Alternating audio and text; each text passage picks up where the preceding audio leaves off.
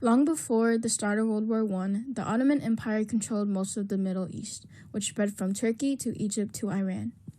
The empire had been in decline decades before 1914 because of many factors, including the growing influences in this region. Some nations in the Middle East were controlled or influenced by other European nations such as Britain, Russia, Italy, and France.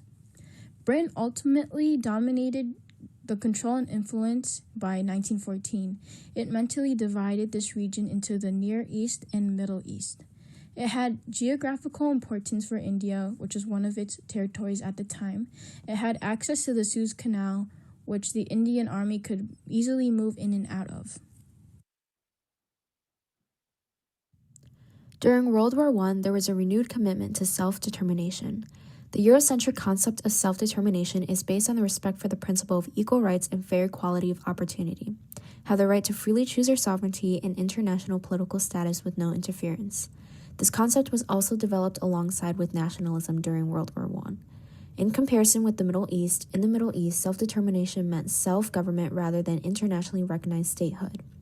The uprising of self-determination in Europe during the war played an extensive role, which then resulted in a major increase of new states formed out of the collapsed empires of Europe, like the German Empire, Austro-Hungarian Empire, Russian Empire, and the Ottoman Empire, which ultimately played a major role in creating the Treaty of Sevres.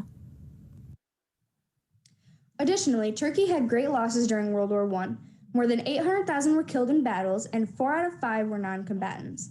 Many died due to famine or disease. This is significant from the perspective of the Turks because it caused a great lack in faith in the government or empire and also helped cause the need for self-determination. There was also the Armenian Genocide in 1915, which was the systematic killing and deportation of Armenians by the Turkish government.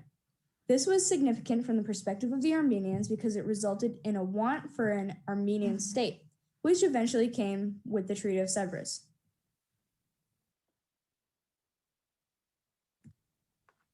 The Ottoman Empire was in decline after war, and lots of nations wanted to use this treaty to further their own interests in the region. And so the final terms of the treaty, Turkey had to abandon its claims to Arab and North African territory, Greece got Eastern Thrace and the Dardanelles, Armenian Kurdistan would become independent states, Britain got Palestine, Iraq, Transjordan, and Cyprus, Syria was placed under French control, and Turkey's finances were put under Allied control. Turkish Sultan Muhammad VI was ready to accept the treaty. However, the Turkish people opposed it because they were offended by the loss of their empire to foreign forces. The Turkish people, particularly the nationalist Turkish people, felt that Turkey was essentially being disestablished. They had no autonomy, no self-regulation, and no capacity for response.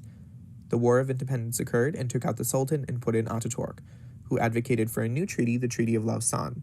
The Treaty of Lausanne would give Turkey back its self-determination, and this was signed in 1923 in Lausanne, Switzerland. There was also the issue of Van, where nationalist Kurds wanted Van alongside Kurdistan. The Treaty of Sevres did not stipulate this, and so the nationalist Kurds rejected the treaty. The Treaty of Sevres was ultimately replaced by the Treaty of Lausanne, which gave back Turkey and the Kurds some of what they wanted.